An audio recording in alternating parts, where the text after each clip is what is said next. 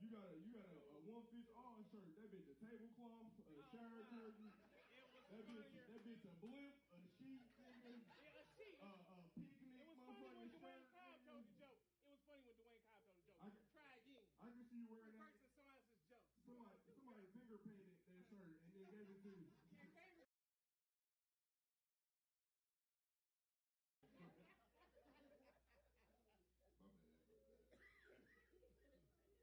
Walked in, looked like flowers was floating down the river. Shirt wearing ass.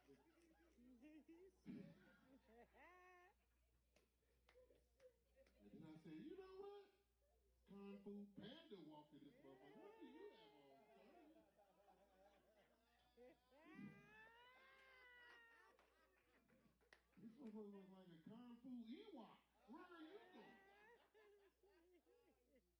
I'm gonna leave that nigga alone before he pull out some nunchucks or something. My bad.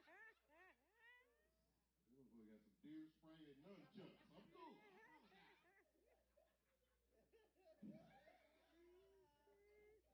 nigga got on a raccoon hat and a collection plate. What are you wearing, sir?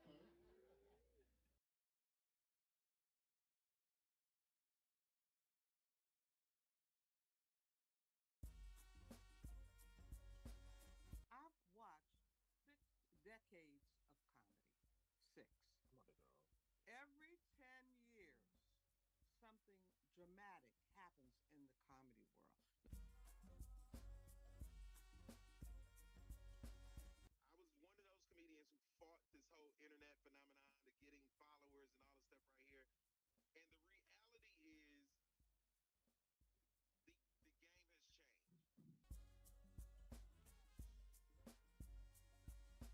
Stay on your pole and quit trying to solicit men from this thing. There's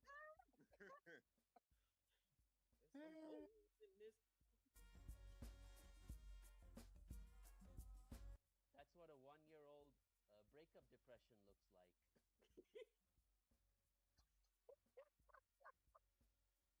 Yeah. Not bad. But thank you so much. Not bad. so You arrive, but you're just not great first. Okay. And you can get a better perspective from people that are seasoned, just like how we're doing right now.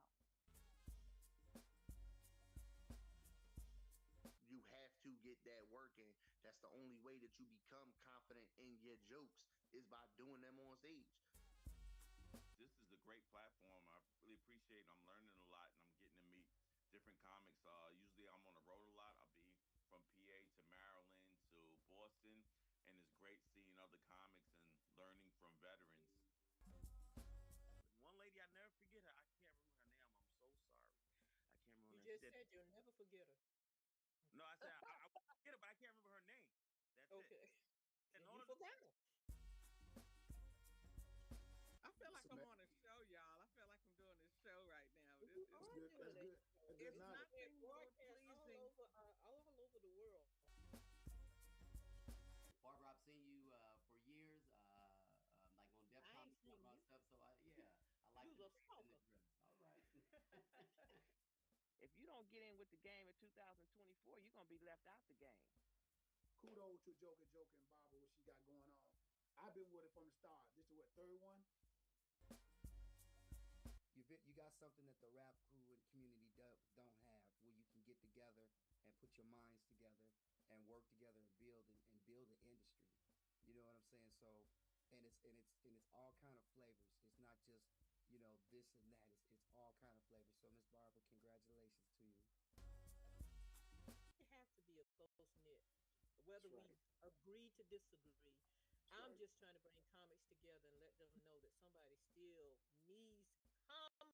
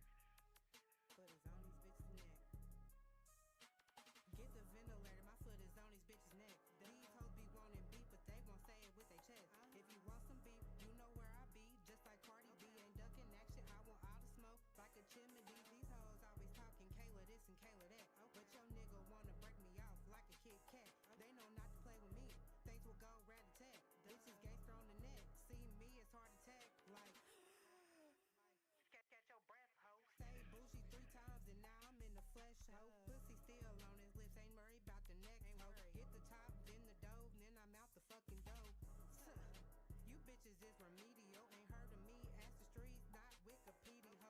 Shooters where I go, call them the CIA. Tell that man to watch his mouth, cause I'll have him DOA. Bitch, I'm an Aries.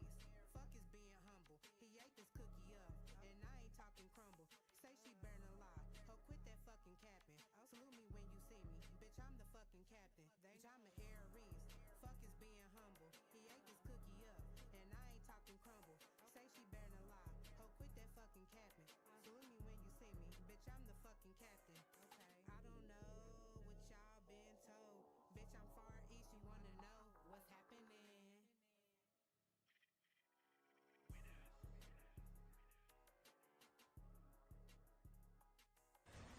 Indy's newest black-owned health and wellness store, Black Label Premium Product Exchange, 2405 Lafayette Road, Indianapolis. Black Label specializes in herbs, roots, sea moss, detoxes, and cold-pressed juice, hemp pain, and anxiety relief. Black Label Premium Product Exchange can blend and make natural pills for your needs. Natural healing is the best, and Black Label wants to make Indy a healthier community. 2405 Lafayette Road, 7 minutes from downtown. Black Label Premium Product Exchange offers vending opportunities. The Exchange, where the vibe is the service. Wants to bring me down. Oh, I'll never know what makes this man and all the love that his heart can stand. Dream of ways to throw it all away. Whoa, gravity. Nigga, don't try to play though. He trying to fake laugh and shit. Nah, nigga, we see. Let me ask you something. What made you wear that shirt today? Oh man, what made you thought you was funny? I don't know. We just come up with stuff. Now I'm on your ass. This nigga. Give me a mic and this nigga wear a shirt that this nigga got a City Trend shirt on. Leave me alone, man. Okay. Get his ass. That hat look like it come with the braids in here. You got a one fits all shirt. That bitch a tablecloth, a shower curtain. That bitch a blimp, a sheet, nigga. Yeah, a sheet. A picnic. It was funny when Dwayne Cobb told the joke. It was funny when Dwayne Cobb told the joke. Try again. I can see you wearing that. Reversing someone else's joke. Somebody finger painted that shirt and then gave it to you.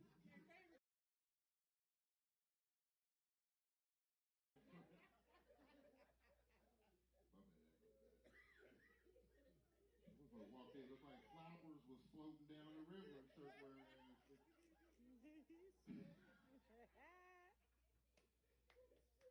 And then I said, you know what? Kung Fu Panda walked in this motherfucker. What do you have on, son?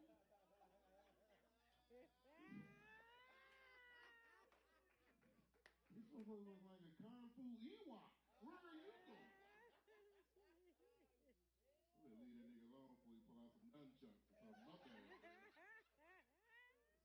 This motherfucker got some deer spray and nunchucks. I'm cool.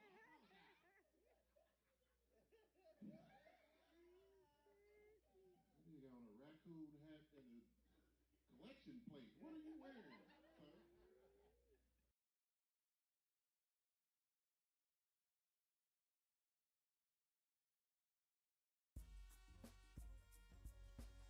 I've watched 6 decades of comedy. 6. Every 10 years, something dramatic happens in the comedy world.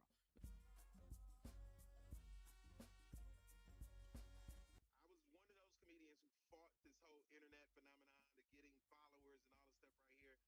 And the reality is the game has changed. Stay on your pole and quit trying to solicit men from this thing. There's some holes in this. That's what a 1-year-old breakup depression looks like.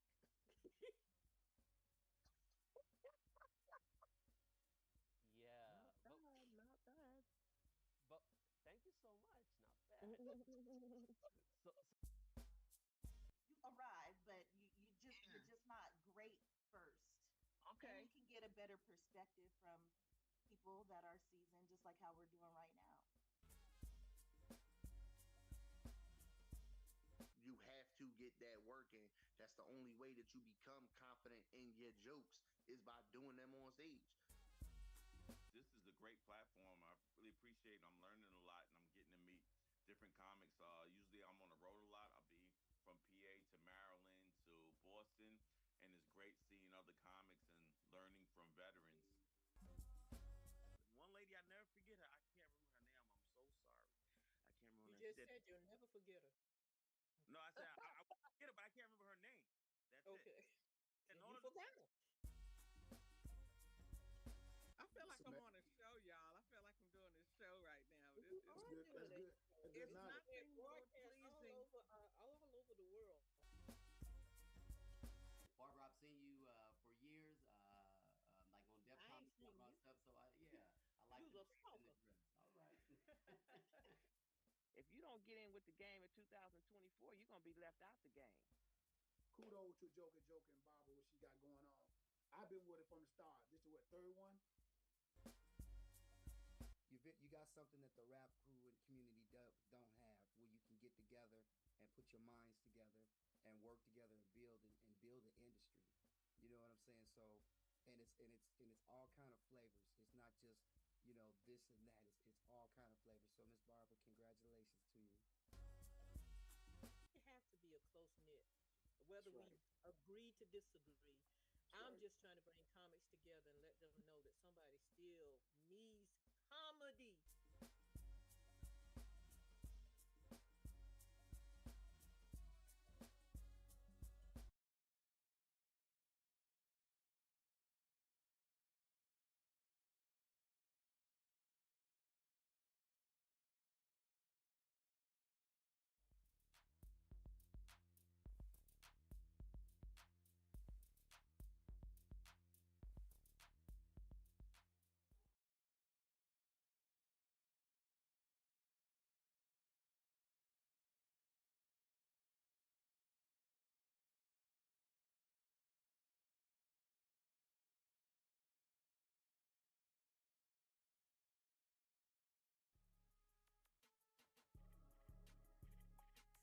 It's bougie. Foot is on these bitches' neck. Get the ventilator, my foot is on these bitches' neck. These hoes be wanting beef, but they won't say it with their chest. If you want some beef, you know where I be. Just like Cardi B, ain't ducking action. I want all the smoke like a chimney. These hoes always talking Kayla this and Kayla that. But your nigga wanna break me off like a Kit Kat. They know not to play with me. Things will go rat-a-tat. Bitches gangster on the neck. See me, it's hard to tag. Like catch your breath, ho. Say bougie 3 times and now I'm in the flesh, ho. Pussy still on his lips, ain't worried about the next, ho. Hit the top, then the dough, then I'm out the fucking dough. You bitches is remedial, ain't heard of me. Ask the streets, not Wikipedia, ho. Shooters where I go, call them the CIA. Tell that man to watch his mouth, cause I'll have him DOA. Bitch, I'm an Aries. Fuck is being humble. He ate this cookie up, and I ain't talking crumble. Say she better than lie. Ho, quit that fucking capping. Salute me when you see me. Bitch, I'm the fucking captain. Bitch, I'm an Aries. Fuck is being humble. He ate this cookie up, and I ain't talking crumble. Say she better than lie. Ho, quit that fucking capping. Salute me when you see me. Bitch, I'm the fucking captain. Okay. I don't know what y'all been told. Bitch, I'm far east. You wanna know what's happening?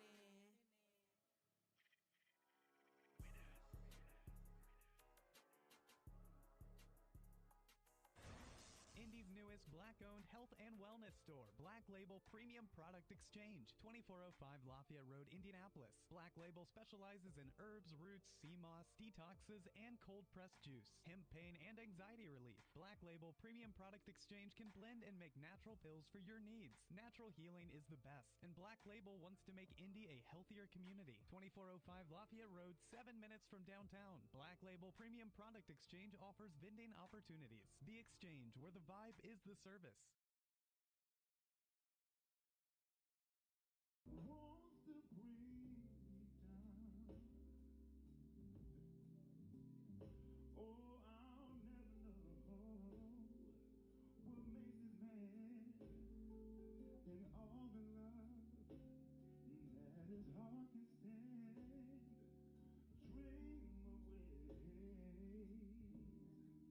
to throw it all away. Whoa, gravity. Nigga, don't try to play though. He trying to fake laugh and shit. Nah, nigga, we see, nigga. Let me ask you something. What made you wear that shirt today? Oh man, what made you thought you was funny? I don't know. We just come up with stuff. Now I'm on your ass. This nigga. Give me a mic and this nigga wear a shirt. This nigga got a City Trend shirt on. Leave me alone, man. Okay. Get his ass. That hat look like it come with the braids in here. You got a one fits all shirt. That bitch a tablecloth, a shower curtain. That bitch a blimp, a sheet, nigga. Yeah, a sheet. A picnic. It was funny when Dwayne Cobb told the joke. It was funny when Dwayne Cobb told the joke. Try again. I can see you wearing that. Reversing someone else's joke. Somebody finger painted that shirt and then gave it to you.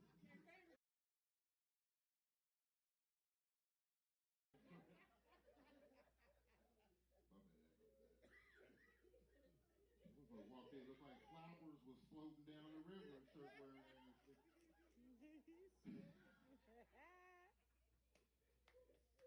And then I said, you know what? Kung Fu Panda walked in this motherfucker. What do you have on, son? This motherfucker looks like a Kung Fu Ewok. Where are you going? We'll leave that nigga alone before he pull out some nunchucks or something. Up there. This motherfucker got some deer spray and nunchucks. I'm cool.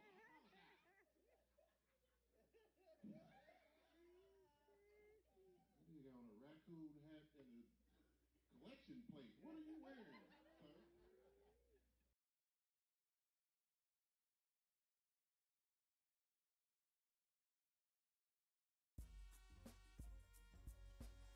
I've watched 6 decades of comedy. 6. Every 10 years, something dramatic happens in the comedy world.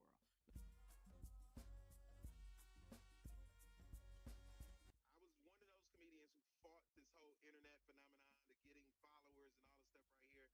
And the reality is the game has changed.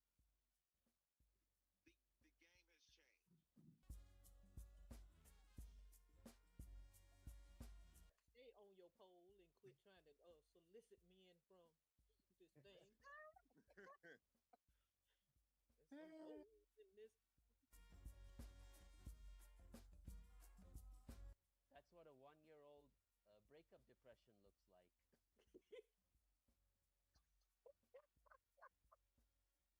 Yeah. Not bad. But thank you so much. Not bad. so You arrive, but you're just not great first. Okay. And you can get a better perspective from people that are seasoned, just like how we're doing right now. You have to get that working. That's the only way that you become confident in your jokes is by doing them on stage. This is a great platform. I really appreciate it. I'm learning a lot and I'm getting to meet different comics. Usually I'm on the road a lot. I'll be from PA to Maryland to Boston, and it's great seeing other comics and learning from veterans. One lady, I never forget her. I can't remember her name. I'm so sorry. I can't remember You her name. just said you'll never forget her. No, I said I won't forget her, but I can't remember her name. That's okay. it. You forgot her. I feel like I'm on a show, y'all. I feel like I'm doing this show right now. That's good. It's Not nothing more pleasing. All over the world. Barbara, I've seen you for years, like on Def Comedy Club and stuff. So I like the in the dress. All right. If you don't get in with the game in 2024, you're gonna be left out the game. Kudos to Joker and Barbara, what she got going on. I've been with it from the start. This is what, third one? You got something that the rap crew and community don't have, where you can get together and put your minds together and work together and build an industry. You know what I'm saying? So, and it's all kind of flavors. It's not just this and that. It's all kind of flavors. So, Miss Barbara, congratulations to you. It has to be a close knit, whether we agree to disagree. I'm just trying to bring comics together and let them know that somebody still needs comedy.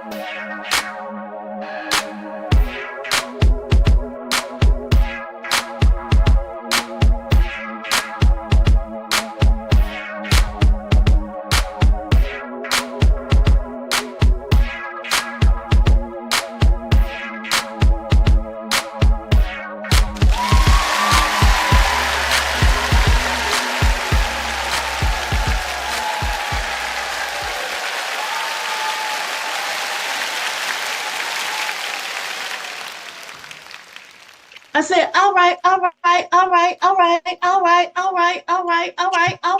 because it's a wiki. All right. Welcome. Y'all here? Y'all made it. It's the Lifestyle Night Party Talk Show. What up? No. It's Thursday.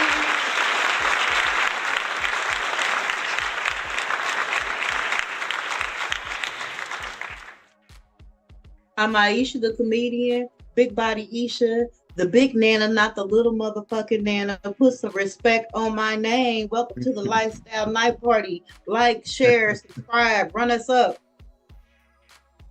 Come on, what's going on, y'all? It's your boy, comedian Mike Shaw, aka the stolen motherfucking co-host, the original, aka Mike Friba, the original motherfucker, aka Mr. Motherfucking Let's Go. It's Thursday. Thank y'all for joining us. It's the Lifestyle Night Party. We on the poppin'. Welcome to April, the most bipolar-ist month of the year. Swear. It's that time of the year where you can't bump the air all day long, but some of them days you got to turn it on for a little bit, but you can't sleep with it on. That's a fact. You got to customize your coolness. I done been sitting up during the day. I'm like a bitch finna sweat. I feel my lace front bubbling up. One of those nights you feel like getting that. But let you sleep with the window open and the air on. You wake up in the morning. I got a temporary head cold ass weather. But yeah, it's like we hit today about 77, 80 degrees. Yeah, it's almost 80. Weird motherfucking weather. 18-degree temperature drop for tomorrow. Welcome to April. I seen a big ass blackjack trying to steal me the other day. I was like, bruh. Man, I swear to God. I had barbecued the other day, partner. Man, this nigga was following me. I said, bruh. Motherfucker was about this nasty, partner. Yeah. This nigga so fat. He bump into me. So fat on the B ship Enterprise. This motherfucker, nigga, I hear you. Why you so loud? You so small, cicada sounding motherfucker. This motherfucker was like he had a car, a house, wife, and kids type size, but it ain't got cold enough. Like the weather been sucking, but we really didn't have no cold, hard ass, freeze ass winter. So these bugs finna be off the chain this year. But oh man, a lot has happened over the past week. You know, the usual shows. Return of the Flavor Fridays at the Good Spot. Let's go. We had our mentor, Dwayne Cobb, me, and Mike Shaw. We both started under him. And all the conversations that we had outside that club, reminiscing where we have started from. We had a great show, lots of people, and that crowd was mixed. I must say it was really half and half a show. Yeah. We had some white nanas. We had some young white folk. We had some older black folks, some young black folk. We met some travel agents and all type of lit shit. So make sure that y'all come to Flavor Fridays at the Good Spot. 2023 Southeastern. We there every Friday. The shit is free. Admission's absolutely free. Come in and get you some of them delicious food, the delicious drinks. Me personally, I don't eat red meat, so I recommend the catfish is great and them big dumbass shrimp that they be having. Lord. You can get one entree and add shrimp. I might get some shrimp and add some more shrimp. I might get some fish and add some shrimp. Partner, you can get you some steak tips and add some shrimp. Shrimp coming with the meal. Okay, shrimp was coming for $4 more. Bring the shrimp. We barely get out that motherfucker with our pay. You ain't lying. Them motherfuckers is prawns. You're getting some prawns fucking around with the Good Spot. Shout out to the Good Spot. Fried to perfection. We appreciate Mr. Omar for even letting us come back, because if you a producer and you produce shows, we in Indianapolis, Indiana, we in the capital metropolitan city. Everybody and their grandmammy is producing a show. Yeah. All around the town, a different show. Yes, You it hear is. me? On a Friday, it's all type of places you can go. So if you come and kick it with us, we definitely appreciate that. This Friday, we got another one of our mentors, the old school Sweaty Hands Day is coming to tear that thing down. And we got our Latin homie. It ain't May yet, but we got Roberto Garcia. Where he been? Roberto Garcia. Yes, returning to open to Flavor Fridays at the good spot. So make sure y'all come out for a bomb ass comedy show. Support us because you know we pay a little bit of money to some of our comedian homies, and we support motherfuckers that's in the middle. No, you ain't gonna come and see Martin Lawrence and Dave Chappelle at Flavor Fridays. You're gonna get close. You're gonna get close. But we on our way. We got next. And we got a plethora of people coming through, and we're gonna crack y'all up every time. If y'all coming to a show and y'all didn't laugh, y'all didn't have a good time, let me know. I'm gonna give you your money back.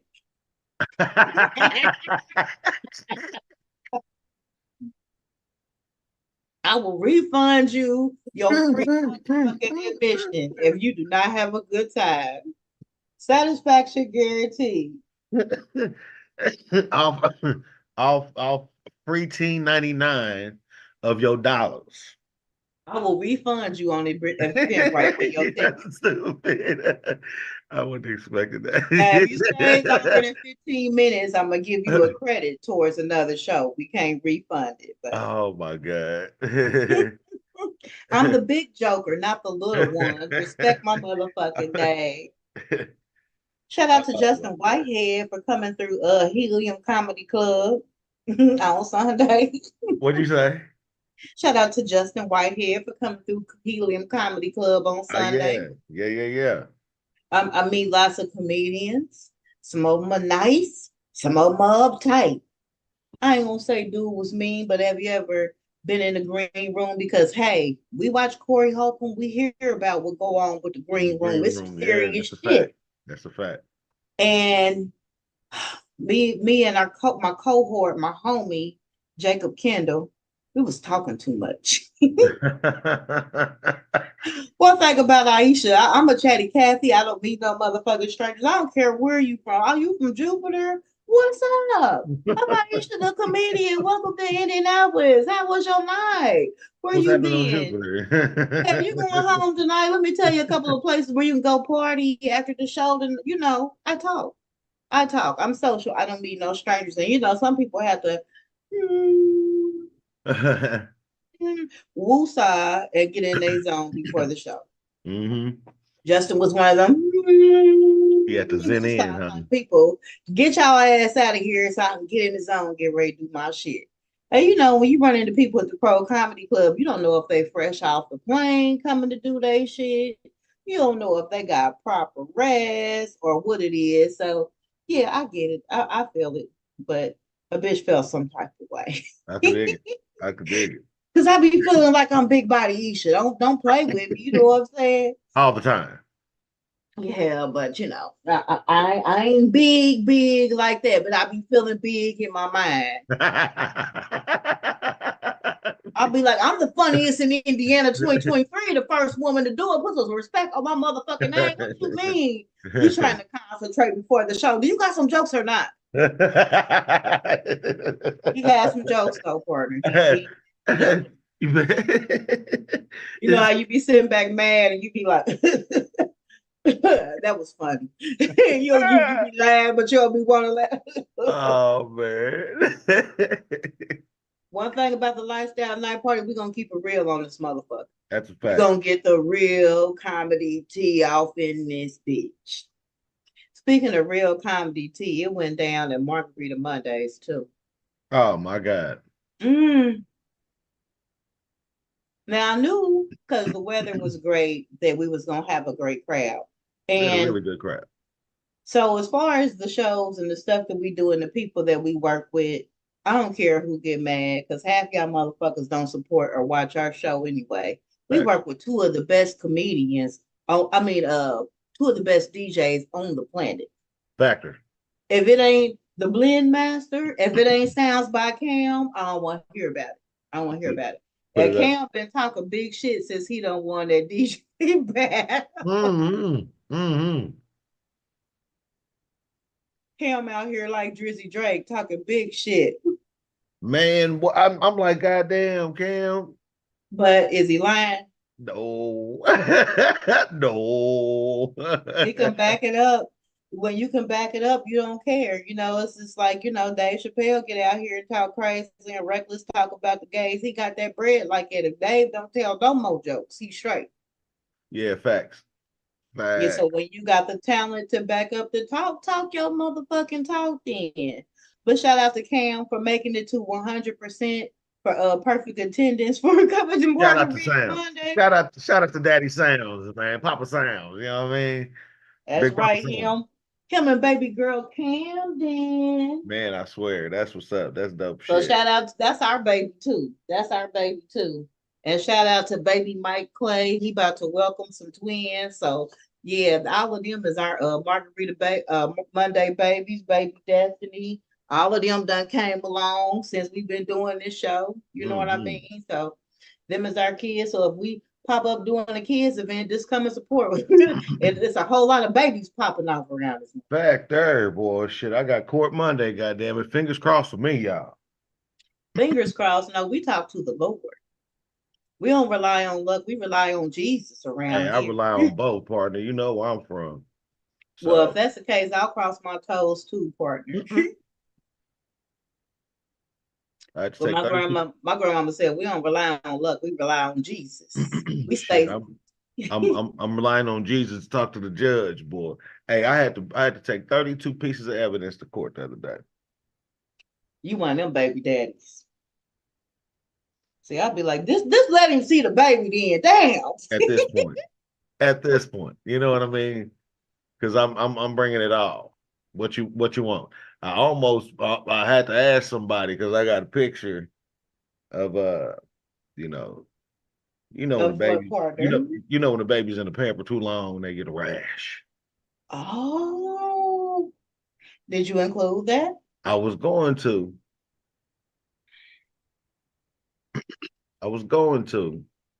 I'm not gonna comment how I feel about that because I mean, ain't no rules to fighting, which means if I fight you, I might jab you in your throat. I feel like that's fair.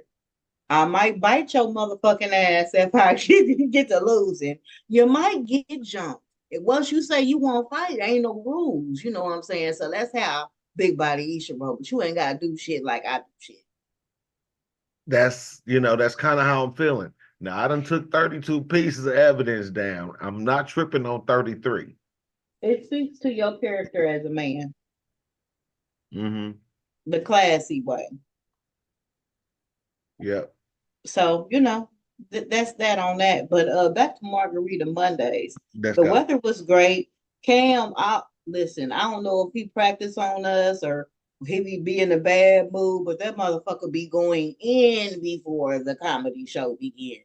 Yeah. I'll be like, you know what? We ain't gonna even have no comedy show. We just about to cut a rug off. Listen to this nigga, yeah. Let him play.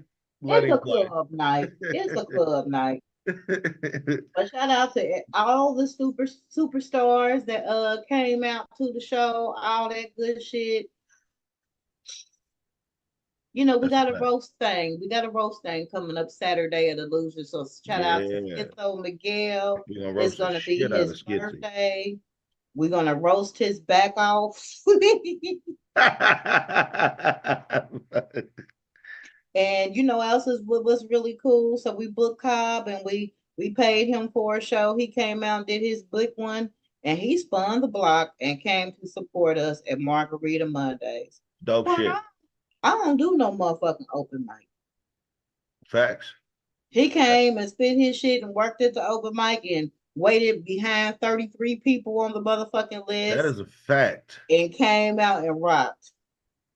Shout out to Big Damon, Big D that came out. Man. I see Wayne in here. Oh shit, I see lights. Big Damon got his back roasted off. Margarita My Monday. God. My God. Why would he wear that shirt though? Sir. Because woo, that was a Big Mama House shirt. Man. I was like, damn, I got that shirt. Shit, so does Martin Lawrence. That shirt is it's Big Mama House shirt. But he got roasted by several comedians and he took it like a G. He wasn't ready to fight no motherfucker or nothing. So I think he the bomb. Shout out to Keon and Dwayne Cobb for having us laugh hysterically. Yeah, swear to God. Swear to God. Oh, look at Wayne looking like he trying out for New Jack City too. I don't know what's going on over here. It look like Nino too. What okay. Wayne? Coming on here looking all dark. Kareem like Akbar. That's the real head of the CMB. Kareem Black on Black. Black on Black crime in the building. What's up, y'all? What's up, bro? Okay, we sitting over here looking all northern and pale and shit, partner. I feel like I need a tan now. Yeah. But welcome to the Lifestyle Night Party Show. We got Wayne Taylor Jr. out of Cleveland. Calling me by my government name. They don't call me that on. I mean, you have words and shit. I don't know who that nigga. That nigga just got off work. He in there getting ready for something else. I'm Big Wayne, y'all. And see, as soon as I get on here, so, you know, I don't use that a lot. You know, I don't like the fuzz, so I don't like to use my government name. So, what's up, though, y'all? What's up, Indian? What's happening, Wayne? World, what's going on, Mike Chisel? You know, Aisha, what's up, pretty girl? Hey, as soon as I get on here calling you Big Wayne, they're gonna be like, she be sleeping with everybody. I told you why she calling him Big Wayne. Gotta use your government. You gotta be big and fat to be big somewhere else, you know. Hey, we ain't sleeping together yet, you know. Welcome. Oh man. Man, I ain't doing nothing. We getting ready for this show, man. Tickets they're going well right now. So I look like, you know, by the next month, you know, this gonna be a sellout event. So, you know, there's quite a few people that interested in meeting y'all and watching y'all perform. So this is gonna be spectacular. You know, I like to bring great comedians like y'all to the city and expose y'all to our city and see how we rock. And I always love when y'all come, and I try to show y'all the best hospitality when y'all come to the city. Yeah, I think we're gonna have to get a partner on the flyer because he said he done had a couple of people hitting him up, especially about the last show. We gonna need many people as we can get, so we can have two shows instead of one show. Yeah. Hey, it's gonna go down, you know. So everything is gonna happen. That's what's up. Well, we got to interview you. Welcome to the show. For those that don't know you, I mean, tell us a little bit about yourself and your comedy journey. Well, my comedy journey started in '94, and it was just like I seen a lot of corny ass dudes going on stage. Tell us the truth, Wayne. Always playing, pranking on niggas. So one day, you know, shit, I just got on stage with. And got bitten by the stage bug. And then as I've been doing it over the years, I've been bumping into superstars, you know, and working with great entertainers and people on the rise, you know, and building great contacts with people, you know, not only just on stage, but off stage, you know, just being a real motherfucker, you know, so just being my authentic self. So that's how I built my contacts and being cool over the years with people and just also writing my own shit. So well, we was talking about before you came on how you have to be standing on business and not let people play in your motherfucking face in this comedy game. And so I got to talk about how we met for the first time. I came out and I did some comedy with somebody else. I was a tag along. I was hanging out. I was like, oh shit, I ain't never been in that city before. All right, I'll come hang out, kick it. And I got there and they was like, yeah, you can get on the show. And it was a show with talent. And I was like, damn, I was just sitting at home as a kid, not a kid, but like maybe like a teenager-ish, watching Comic View and shit like that, and it was a Thanksgiving show. It was on Thanksgiving night. I was like, all right, kids, ain't gonna be no turkey and no dressing and shit and greens until Big Mama get back. You know what I'm saying? I got this show. That's how comedy eats your shit up. But I got to feature on the show, and I was the only lady, and they made me go first. Damn. Well, somebody insisted that you went first, but I knew I know what it was. Go ahead, you good. That person will remain nameless just to keep the bullshit down, But you know what? That's the homie now. That's the homie. Yeah, That's the homie, so it was smoke, man. Like, woo, you came up there and lit that motherfucker up, Jack. I mean, I was like, oh, she a beast. Like, welcome to the jungle. Stupid. But yeah, that's how I met Big Wayne doing big shit on big shows. I'm like, talent? What did he do to get talent on Thanksgiving? I know he had to pay about $30,000-$40,000 to get this dude here. So Big Wayne be having connects like that. Yeah, man. I'm just my authentic self, man. I'm cool, and I just keep it 100. Ain't no bullshit about me, man. Ain't no pump faking, and I stand on business because there ain't nowhere to sit. So, That's a big factor, Rini. And me and Mike, we have been out to Cleveland and had a great time a couple times, even though partner left me for All-Star game. I was like, don't go, partner, don't go. I had to go represent. Yeah, Mike's going out, man. I was like, he got some polish from the last time, so he stepped his game all the way up. Sharp like a knife.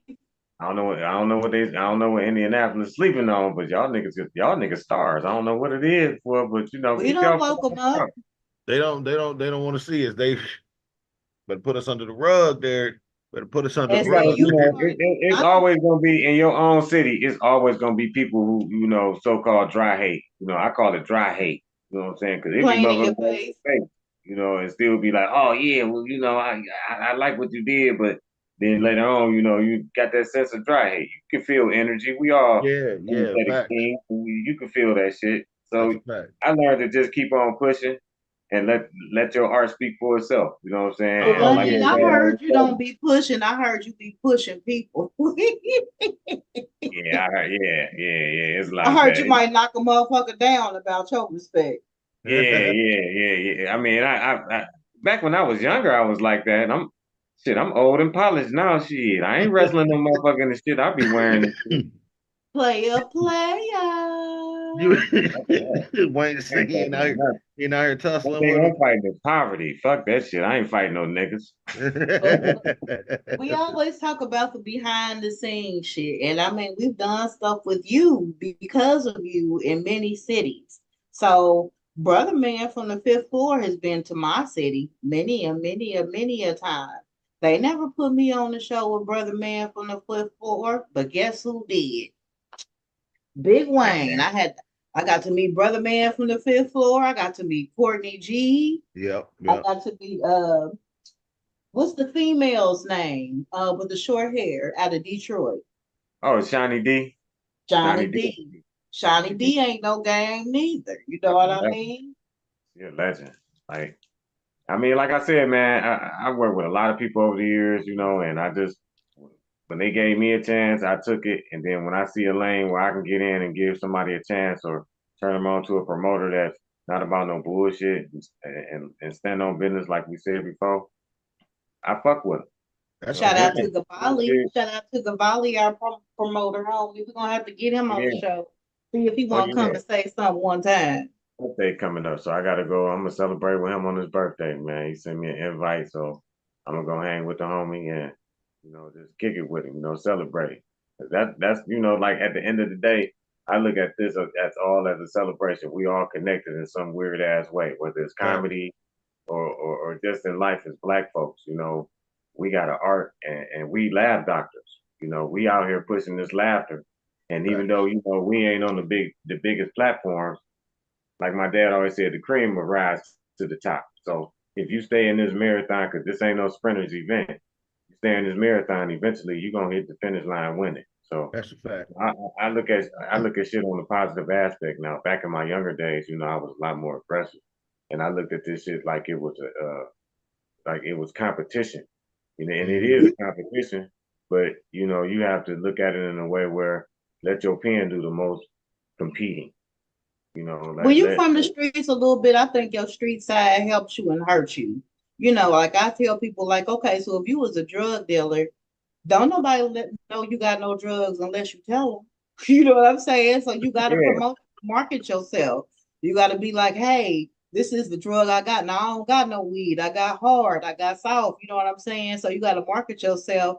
And this comedy game is no different. So if you could take them skills from what you did in the streets and apply it into the comedy game, you successful. When you a drug dealer, don't nobody wake you up and tell you better sell some drugs today or you can't pay your rent. Same yeah, thing about the comedy shit. You got to get up, you got to write. You don't have nobody standing over your neck telling you to do it. So you got to transfer those skills. But you on this show to brag. It's time to get arrogant. Who have you worked with? What have you done? Tell people about yourself. shit. I worked with some top people. I worked at Cleveland Improv, formerly the Cleveland Improv, which is the Funny Bone. But I worked with a lot of people that came through there, such as Coco Brown, Birdman, Melanie Camacho, Tony Roberts. I mean, Earthquake, Bruce. I met them in there, kicked it with them.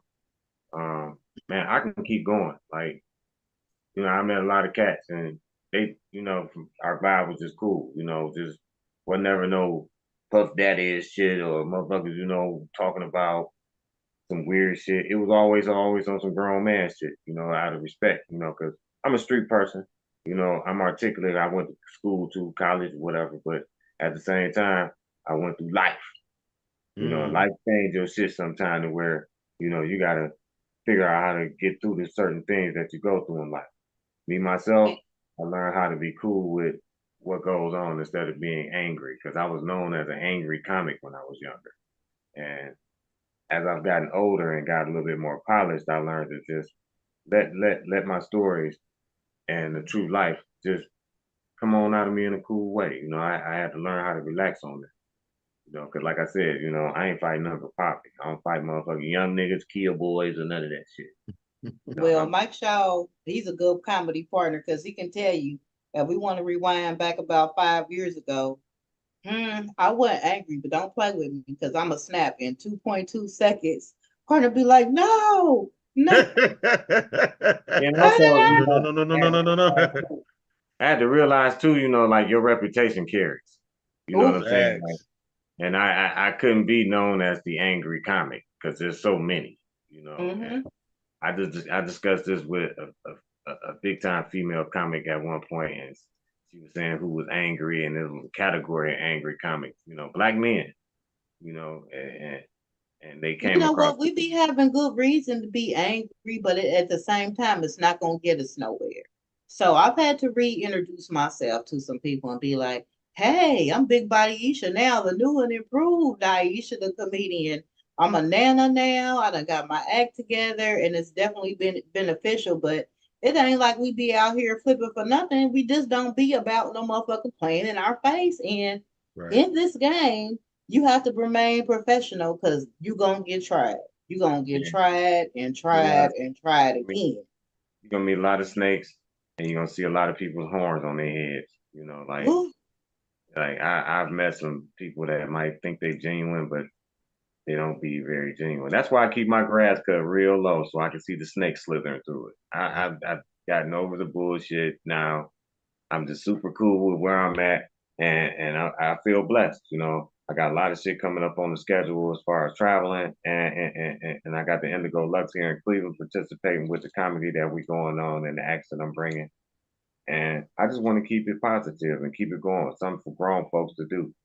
You know, I want to incorporate jazz eventually, but right now, my baby is comedy. Comedy always been there for me. You know, through Shout out to the Cadillac Club that you in. What's the name of the Cadillac Club? All the dudes that got the lax. I'm like, we riding back to back with the lax. All right. Them boys can drink too, boys. So they probably be in the building more than likely. They'll be there too. So Tell them It's Big all Body Isha coming. Oh, I just on my way home, I was like, I stopped by there, they had seen me riding past, so you know they flagged me down, your boy Arab D, you know, so Mhm. I had to holler at him for a second. I said, man, I gotta go. I gotta do this thing with Isha, you know, we're doing something online, so I just got off late. But at the same time, you know, yeah, they coming. You Hey, know, and we're it's gonna have a holiday. link where you'll be able to share and they'll be able to come back and look at this interview because we talk about it all the time. Until you get big, you might not always get booked by the major comedy clubs. Some of your Facts. bookings, most of your bookings are gonna be by fellow comics. And I will say, I'm gonna have to big you up. You one of the promoters that gets it. You don't come with no chinchy ass room. We ain't about finna be in no Motel 6. The venue gonna be right. The money gonna be right. You know how to treat the people that come and work for you. And you look out for our boo, our homie from Naptown, Comedy Bay, Amber James done Oh been yeah, out there shout out to doing Amber. shows. Yeah. I mean, it's just like I said, man, I keep it 100 on ain't no bullshit or bluffing with me. You know, I tell you what the deal is. I don't pull no punches. Then when you come here and shit, you got all the protection you need. You know, like I said, you know, ain't nobody gonna fuck in the city, you know, gonna treat you like royalty and stars. And Well, you I know, felt safe, but we gonna leave names out of it. I came there and did a show one time, and the lifestyle night party is about the shit that y'all don't see. Y'all see the flyers, y'all see us getting drinks in the club. Y'all don't see us going to kick it after the show. So I thought I had a little boo thing of Bay. I had a fan that was really, really, really liking me. He was really And so we fanning, went huh? to go do some after the club shit, right? I'm riding in the lack in Cleveland. I'm like, yeah, yeah, yeah. We're going to this house. yeah, And we y'all get left me and shit. I'm like, damn. well, I think because that person was trying to hide. I don't think that person was supposed to have me in the car with them. Oh, okay. See. That person wasn't really Yeah. single. And so we get to the venue, and as we get closer to where we was going, the person was going a little bit slower. They was like they really didn't want to pull up to the front of the house where all the other cars was. I was there, wasn't I? You was there. Okay. So yeah. Okay. You remember somebody was with us and went over and ate like it was the Last Supper because they had some. Oh yeah. I'm like, did this nigga Y'all just was make kicking plate it, of man. a I was 40 like, piece what the chicken hell wing? is that? Hey, we be having some adventures. We be these out of town trips. Yeah, we need a videographer to follow us around. We be also goddamn adventures. So before this trip, I had a driver. I had somebody come and pick me up from the hotel and drive me to the venue. Chick took me to the liquor store. The next night, I was thugging it out on my own. I had Damn. I think you and Chris came pick me up, partner. I was like, they didn't like me no more after I had pulled up with somebody, man. I'm like, I didn't know that was man. That nigga was doing the most in her face. In her face. Oh, wow. In her face till he wasn't in her face. He got his shit together. And I'm like, why you don't want to pull in front of the house? Why you I'm gonna pull back here. I'm gonna pull back here. I meant to tell you, I think I got a woman. I think I got a woman. Yeah, and she was there at the party. Like you didn't know she was gonna be there. Like and it was like she was mad. My chauffeur, that was her friend. She was mad. I'm like, I didn't do nothing. Like I gave him some booty on the way from the club to the little after set. You're guilty. You're guilty. That was so hilarious. When y'all told me that, I was dying laughing. I was like, man, that shit funny. Y'all, I was like, damn, y'all left me. But East was like, no, they swooped me up and said, come on, y'all riding with us. We out. And I was like, damn. And he insisted that I get in his car and ride with him. I'm like, okay, cool. Yeah. We followed. Yeah, that was great. And then we took our friend over there, and they was like, you can get some food. You know, when you get some food, you know, when you have home train, you're supposed to get a little bit of food, get you a piece or two, a little couple of dads. This motherfucker got a 40-piece chicken wing and put it in my way. That nigga ate. Oh yeah, they'll pile your plate up, boy. That nigga's like, where can I put these bones at so I can get some more bones? That nigga. Some heavyweight eaters, Jack. Hey. that nigga was in proper company then. I think the Yeah. little chick was trying to get me drunk. Run out of What you food and want to lick drink, other baby? motherfuckers' fingers. But want yeah, another we'll come drink, to baby? Cleveland anytime. That shit lit. And y'all all by the water, that seafood be busting. Yeah. Cleveland, goddamn, everything was seafood. Man, Yeah. because it's right by the water. That what I was like, they went and grabbed this fish right out the water. Yes, Lord. Yeah. Y'all tried them bags, huh? Y'all tried them Man. seafood bags. Them I didn't seafood get no bags. bull. I didn't get no bull. I probably had like some little fried fish, and I think I had a perch dinner, some shrimp. You know, I don't like that. Y'all should try to boil when y'all come back here. Y'all should try to boil. They got that bag seafood, crab legs. I mean, it's the bomb. The And boil then and partner gonna go back for me. So I appreciate you hooking us up with Melanie Camacho for the All-Star weekend. Hey, yeah, you it told me was you wanted to go me, big. her. It was what? Comedy Bay was running with y'all, wasn't she? Yes, she was the host. We turned that motherfucker out. Listen, the owner of the club, him and all his homies was grinning all motherfucking night. I swear, I know they took about 100 pictures. Yeah, hey. I know that was a Melanie great was ass so night, cool. boy. I know y'all rocked out All-Star weekend too. Mhm. Naptown. I know that was motherfucking lit. We got to Man. shout out my daughter Bougie Lala. I took her over to Melanie's room, and it was just so cool to chill in her hotel room with her. I took my daughter to do her makeup. Hey, that was a gift, a welcome to Indianapolis gift. Hey, she paid my daughter and tipped her very well for coming over there. My daughter just wanted to face a celebrity face for her portfolio. Miss Camacho don't roll like that, and she was very cool. She was very laid back. She was easy to work with. She did her shit. She'll definitely be back in the city. Melanie is very down to earth. She's beautiful. She's a beautiful being. I love her. You know, that's my girl. Swear. But you know, it's rare though, man. It's rare because a lot of times these people be in the business for years. Shit, we've been watching Melanie Camacho since the 90s. But you know, you get a lot of people and you bring them to your city and they arrogant as fuck. You know what I'm saying? It don't matter. It don't matter what She didn't leave after the show. She stayed, chilled That's back rare. in the green room, and you know how we get down in the green room back Yeah, there. She Oh, didn't hold leave. up. She was hanging out. Hanging out. She didn't just leave. Yeah, Hanging out. very Cool as down hell. to Very earth. down to earth. You know, a lot of I people. had A to lot of leave people and that I go fuck to with. a show at Snoop Dogg compound, but she chilling with our extra regular ass. So yeah, appreciate Wayne. I met so many celebrities dealing with you. You didn't have to do it. You know what I'm saying? You didn't have to look out for me. But at the same time, I had to come and prove my point. I'm the only lady, but y'all ain't finna play with me. I'm finna show y'all something real quick. Yeah, you put your foot in there, boy. You went anime on their ass. You put your ankles in it. Went way down deep in the gut. I ain't Came about with to that look motherfucking crazy in fire. front of talent. I'm like, shit, I've been watching talent since I was a kid. It ain't too many of them veterans that even made me laugh, but he was one of them. You think I'm finna bomb in front of him on Thanksgiving and I'm supposed to be home cooking turkey for my kids? Hell no. Yeah. That was a great ass show, boy. I mean, man. Yeah, all I can say is that show, I remember it was just, wow. It was off the chain. It was off the chain. And Cat Williams say, it was a reckoning. Yep.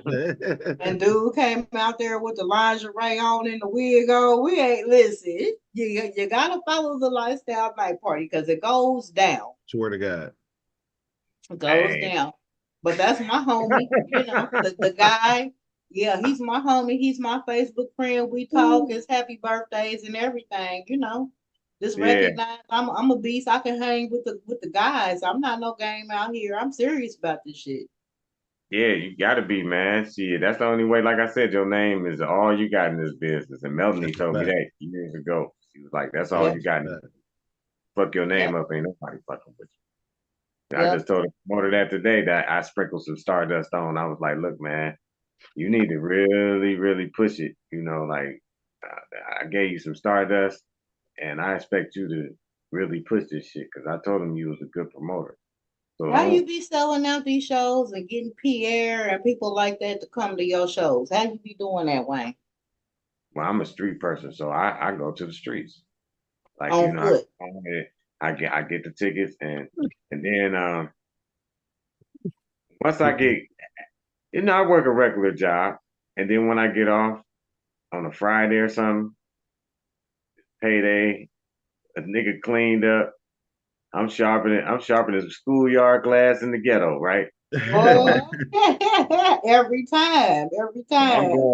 I'm going out to different bars. I got on my cologne. I know I'm looking fly in the motherfucker, and I'm in big Wayne mode. At that point, I'm telling people, hey, come on out. I got a show at this particular bar, and I'm selling them on the jokes.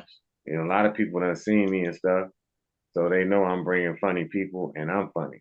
And then most of the time that if you see me in public and I'm at a bar and I'm just out and I'm finessing and I'm networking and stuff like that, I'm just being my casual self. It's not an act. I'm just really. And I see your eyes. You keep the good greenery out there, partner. We hitting up the dispensary again out there in the Leveland. I don't know. Am my eyes that pinky? We don't have that shit.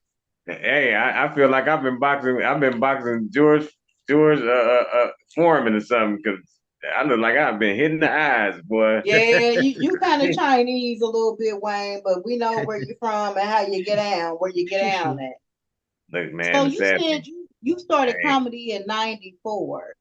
It's 2024. What's the difference between, for you, comedy back then versus now? What's different? The internet. Woo. These kids don't know. These youngins don't know about really being out on the grind. Like before the internet, and you had to go club to club, and then people would call you based on, hey, I heard you just did this club. Can you come to my club? It was like referral of mouth, a mouth referral that would go around like, hey, this comedian hot, funny.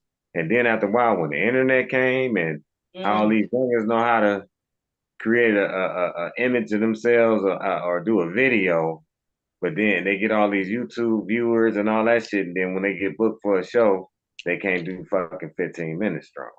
Ooh. I mean, I've worked with both kinds. I work with some stage, like it ain't nothing like being on stage, like actually writing and making sure that infant joke becomes a full blown adult joke, like funny than the motherfucker, because you work with it through its infancy, and you done been on different stages in front of different audiences, putting this joke together, watching to see if it's gonna be successful or fail, and then you start adding on more shit that's funny, and you like, damn, I can work with this.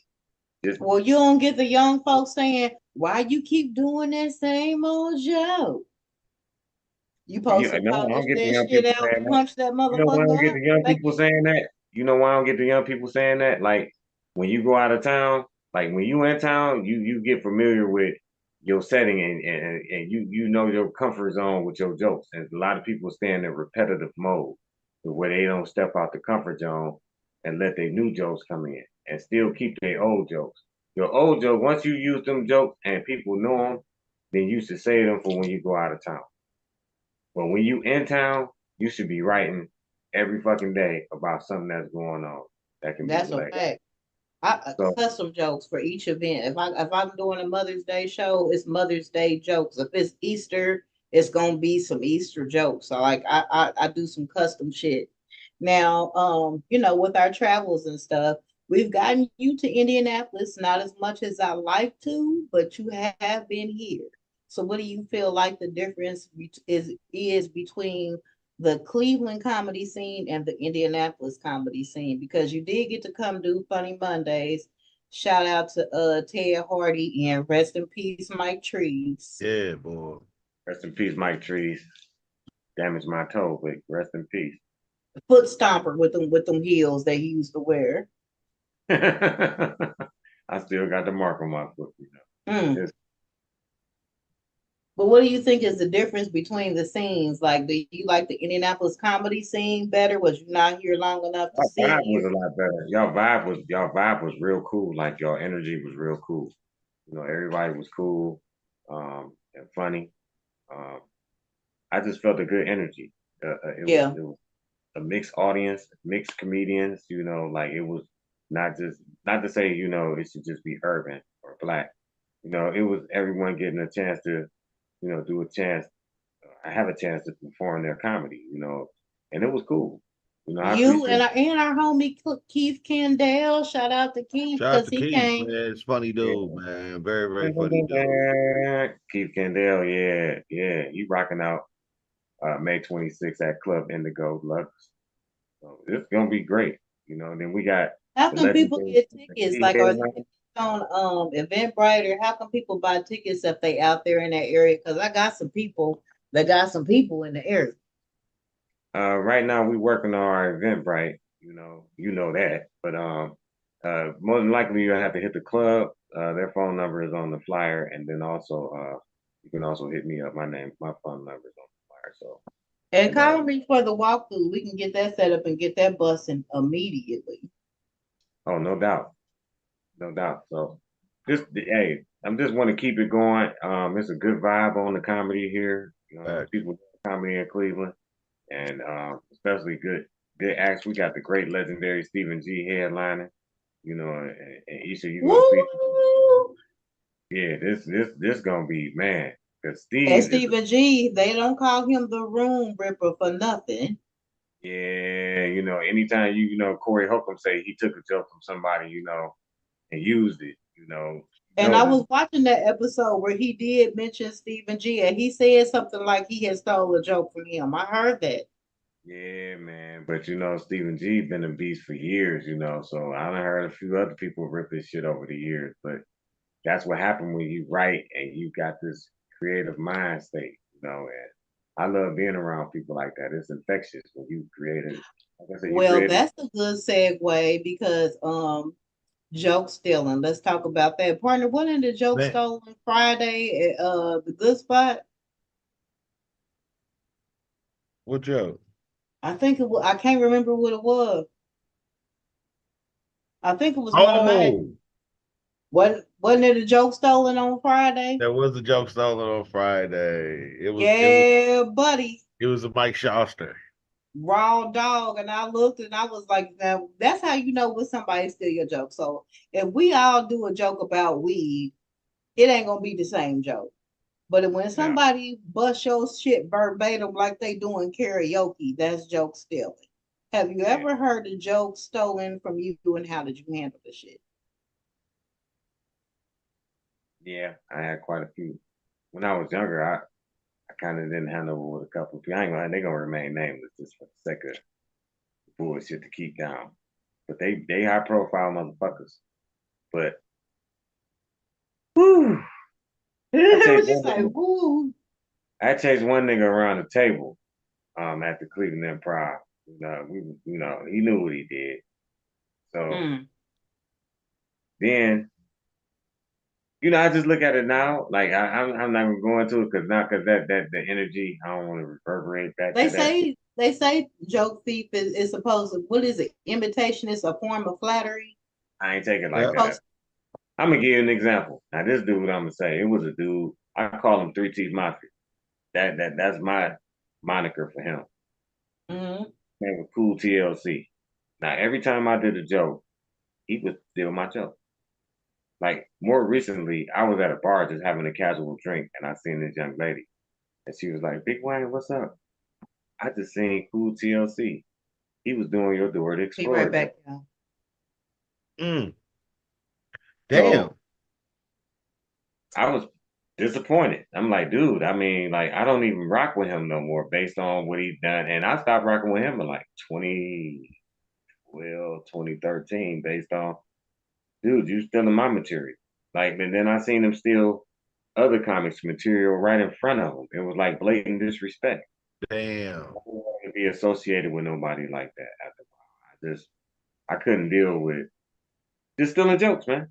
Like, was he trying to show him up with that joke, or was he just like swiping him? Just this nigga was so blatant. He would host a show, bring up somebody, they'll do their act, then he'll do like 20 minutes in between the acts, like grandstanding and hot dogging. Like, you know, dude, that's inappropriate behavior. Yeah, facts. first of all, you got to know that you only can hold black people's attention spans for so long a time. Facts. Usually 90 minutes. Facts. Anything over 90 minutes, you start holding them for an hour and 20 minutes, 2 hours. They get tired of sitting. That's a fact. That's a fact. That's a fact. That's like, cause like we when we do shows, and I was telling Aisha, I was like, hey man, I understand that we got it from this time to this time, but the show gonna have to be from this time to this time. You know what I mean? Because we're gonna have to, for one, like you said, the attention span, people gonna get to talking and being rude. You know, you got a certain amount of time for people to be respectful. You know, Yeah, because at the beginning of the show, at the beginning of each show, like I didn't do this the last time, but I told Keith, I said, man, I'm gonna start making an announcement, you know, to keep the table talk to a minimum. I know y'all want to talk, but keep the table talk to a minimum and respect the comics that's performing for you. You know, so and then because you gotta do that. You gotta do that because you got some people that just don't give a fuck. But see, those are the people that are uninvited at that point because that's not what we're trying to sell here. You know, and I've become a wordsmith. Over the years, I've learned how to become a wordsmith and read people's body language. I'm not going to get frontal and get into a physical confrontation with you. But if you feel so uncomfortable that you don't like the service, you're always welcome to leave. Yeah. You know, And people will call the police on your ass. Hey, ask me. I've had a restraining order on me before. I only go to places that call the police nowadays, partner. I don't even fucking go to places where we ain't, you know, that last spot. You can't, as an adult, man, when you're an adult and you go out to places, you know, first of all, you want to go to a place that you feel is secure, you know, and then two, you want to make sure you're going to go to a place where people got some sense. You know, that's why I always say I go where people got to go to work the next day. That's where I go to places, shit, where them niggas I don't think we even go out and support as many things as we used to because shit, we so busy and shit, we older. But you know, like as far as producing shows, I have a criteria. Like, I go and see the club. I won't just do a show because a club calls me and asks me to do it. I go and sit down and have something to eat, something to drink, and actually peep they shit. I want to see how their customer service is rolling. Do you got some clean bathrooms? Do you got riffraff hanging around? What's the parking looking like? So, you know, I'm kind of particular about our venues and I'm particular about where I hang out at because I'm a nana. My grandbaby gonna be looking for me. Like I got to come back home from wherever I go to. Yeah. Yeah. See, that's how I am now. I'm under control. I got some grand youngins now too. So. And I got a new one on the way, so I'm just trying to. Damn. I'm here for them. Me too, Wayne. Me too. Yeah, I'm just trying to make sure I'm here for them and my bag get tight, you know, so I can take care of them and help my sons out because I got 3 sons. I don't got no girls, so. But I do have. I got 3 kids, so you the big pawpaw, not the little one, and I'm the big nana, not the little one. And then Mike, he went from 17 going to college to back to the beginning. So, you know, big Mike Shaw, big pawpaw, not the little pops. He ain't no granddaddy, but he's definitely pops. Hey, I'm only fucking with bitches with hysterectomies, Wayne. I'm telling you right now. I ain't questioning nothing. Okay. I don't want no equipment in that motherfucker. I want all eggs poached. You know what I'm saying? So Eggs dead around this motherfucker. I'm looking for the hysterectomy scar now. You know what I'm saying? That's my new maneuver.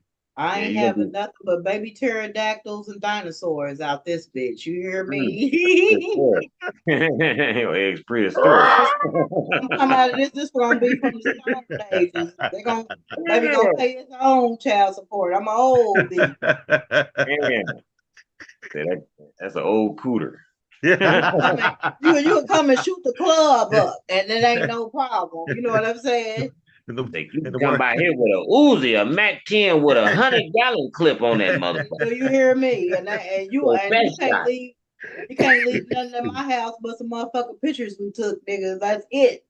No children left behind. No child left behind around this bitch, and I'm glad about it. I'm looking for a woman with a steel vagina.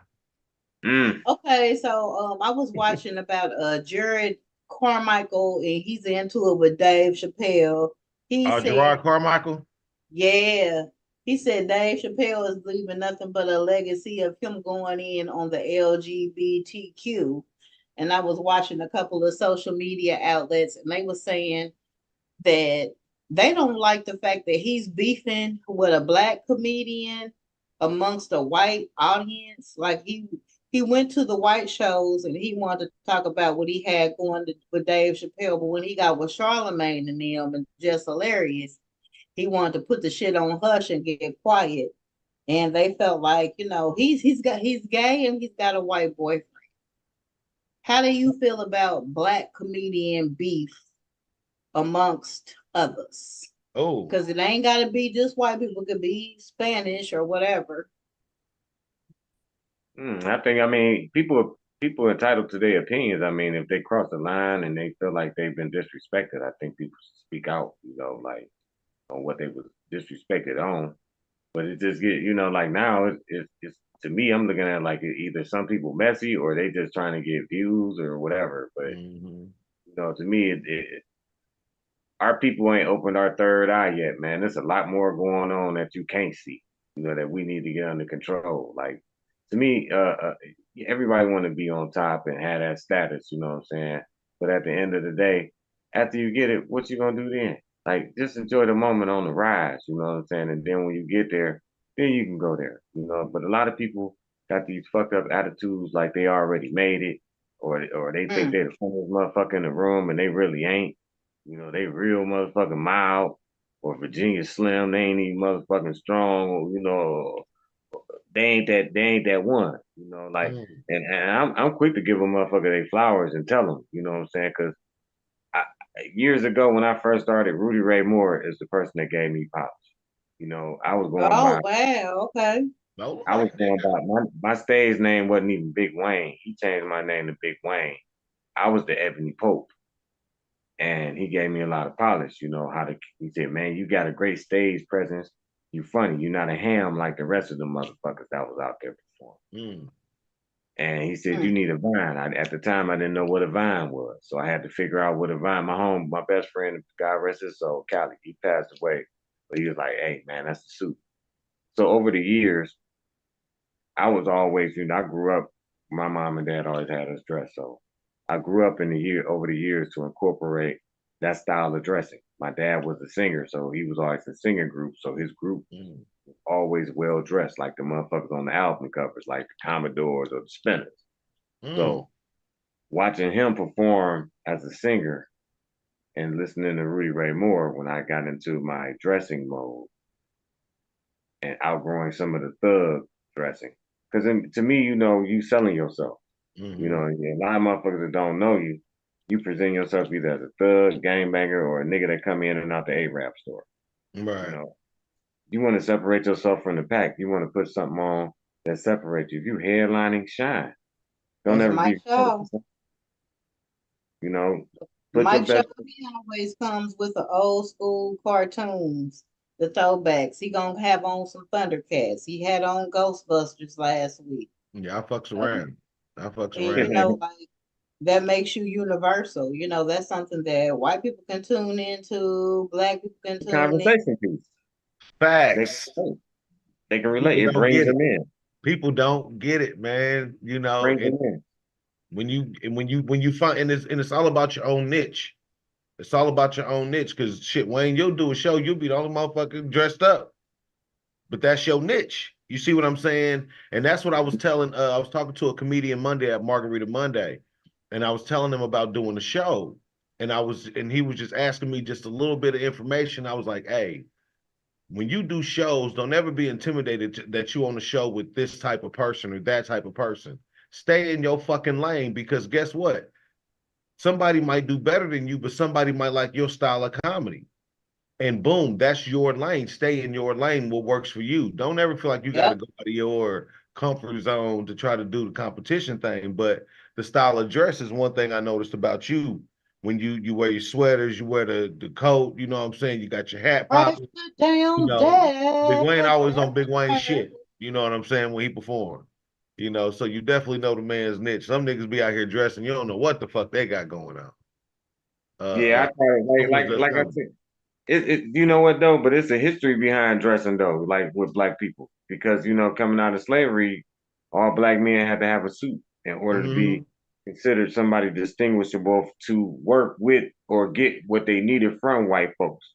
Right. A suit was very, very important to our people, and or Yep. dressing very well. Like now, Yep. you dress well, you looked upon as a certain way. Like, what you trying to dress? Like, what are you like, nigga? What you doing? You trying to shine? I mean, I be around niggas like, damn, nigga, with me. And sometimes I don't even be dressed up. I dress I dress the way I feel. I don't dress for other people. I dress to make me feel good. And other people don't understand that because you have to feel good about yourself. Like I take a lot of stuff from my dad. He said, even when you don't have no money, look like you got some money. You never know who around you, so and I teach that to my sons. Always dress yourself well. Don't walk around here with no dirty ass. Even if you're wearing a t-shirt, your neck on your t-shirt shouldn't look like you've been sweating in that bitch for 3 days and the baby been pulling off the motherfucker. Ooh, and there's people that You do go shows get that you don't go get a care. $5 shirt from the Arab store, anywhere, gas station. They all sell them, V-neck, whatever. And I try to pass that on to other comics. You know what I'm saying? Your stage presence is very important when you go into different cities or even when you in the city, because you want people to be like, okay, yeah, okay, I like what he's selling.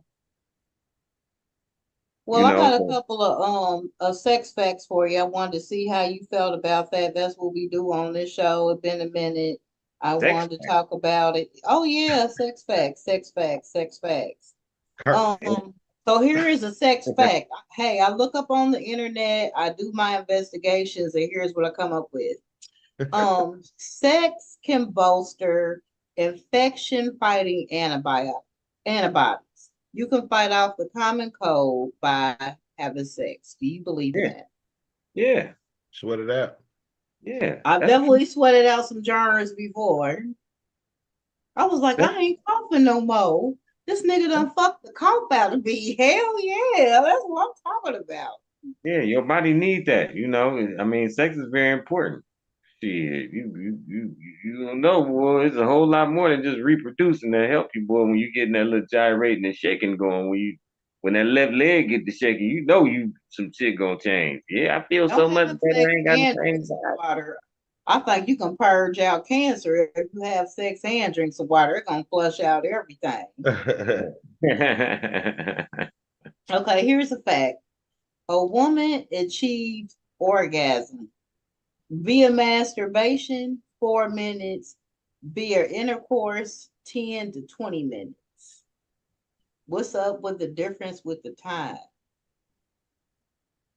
Maybe because of the machine. I don't know. The roles. And I ain't John Henry. I ain't never had to pound against the machine.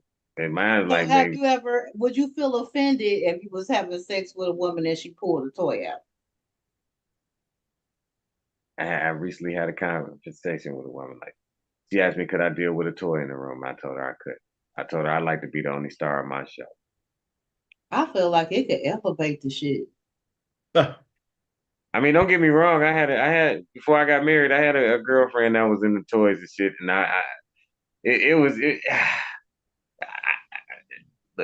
don't know. Maybe I'm old school, but like I said, I like to be the star of my show. It ain't like I got a little Willie or nothing, This No, Black Angus. I feel like this. So if you have your sex act and it's over and she pull out a sex toy, that means you wasn't doing shit. But a Yeah, sex all the toy, women I fuck with, they come. They get this snake with the bell pepper head. I leave left thigh shaking, motherfucking bed wet. I'm not bullshitting. I put Black Angus all over. I smear this motherfucker all over their body. Leave it on their forehead so it can stay on their mind. I ain't bullshitting. And when it come to that, I'm Mr. Loving Man. I don't know about that. I don't know about all that other shit, toys and all that shit. I don't know. I ain't racing no toy. I feel like that shit could step it up a notch. That could boost it, like Emerald. Which will Emerald be saying, "Bam"? I guess somebody would have to. I guess the female would have to. I don't know. Like I said, I'm old school, so I guess I have to just see it for myself. Because I usually be like, hey, we don't need that thing,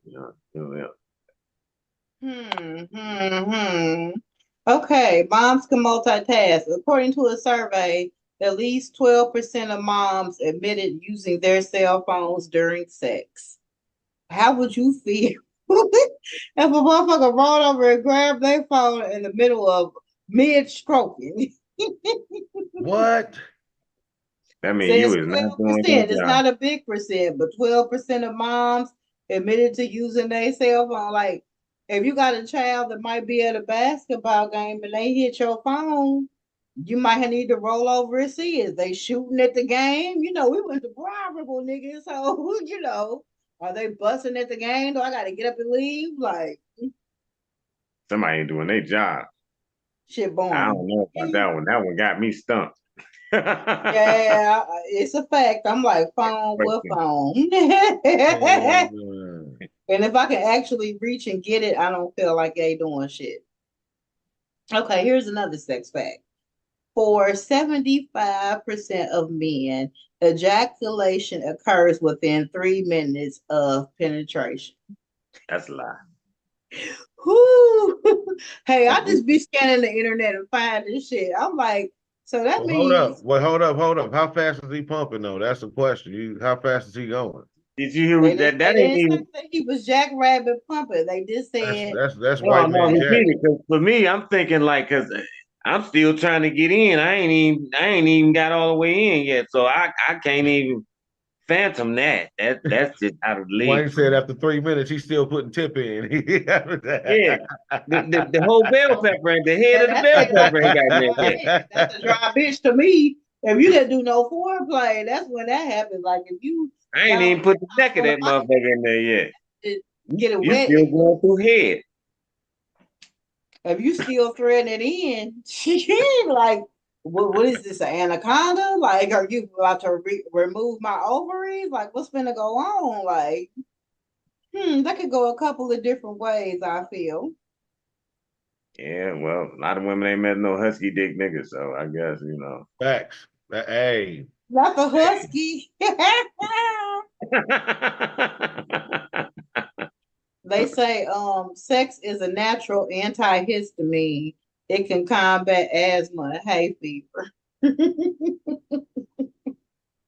Wow. I've had some sex that caused asthma personally, but I don't know.